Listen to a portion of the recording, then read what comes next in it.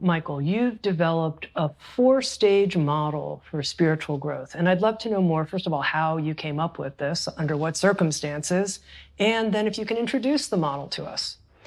Well, I was teaching at a school of ministry, and a student asked a question. There seems to be a contradiction in the teachings and in the textbook. One part of the textbook says, you can have it all. Whatever it is, you can visualize, you can have it all. The other part of the textbook says, but you must surrender. That seems to be contradictory to me, is what she said. Yeah. And I said, it's not a contradiction. We're talking about a development. They're not contradictions, they're stages, is what I said.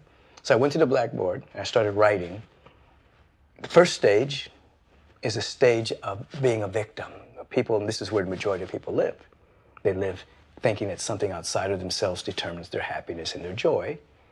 The second stage is the stage of the manifester, where you learn to use your mind and your thinking, etc., to actually begin to stabilize the structures in your life, create more prosperity or health, whatever the case may be.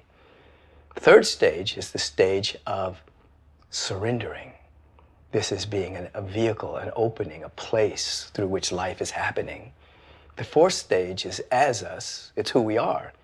So it sounds like this: to us, something is happening to us. People are, oh, something's happening to me. By us, we have the power, we have the control. Through us, we're an instrument, we're a channel, we're an opening. Something is happening through us. As us is the fourth stage, where the sense of separation disintegrates, and we realize that the life that is, we have emerged from that life. There's no separation. We're it.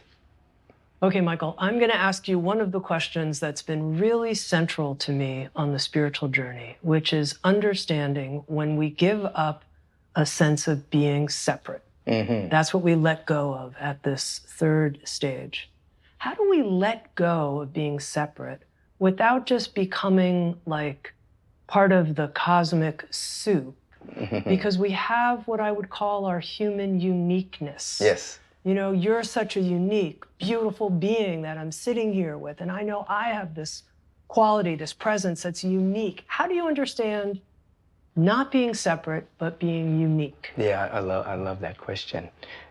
The uniqueness is not just in the human realm, even though there are no two human beings exactly alike. Whether the fingerprints, there's no snowflakes exactly alike. You know, when the scientists melted snow and then refroze it, it went back to its crystalline nature, but every snowflake was different. So uniqueness is built into nature, it's built into everywhere. Even when you don't have a body, who you are as a soul is unique. Now, when we pass over, or whatever we're going to call it, we don't go into this amorphous, I'm one with everything and I lose my uniqueness. That would be de-evolution, you know.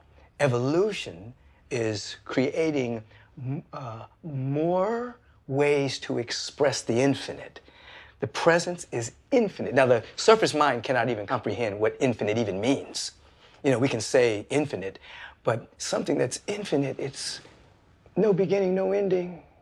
Discover on-demand videos and docuseries, explore a full schedule of daily life classes, and become part of an incredible community. At Sounds True One, we invite you inward to find your way, your way.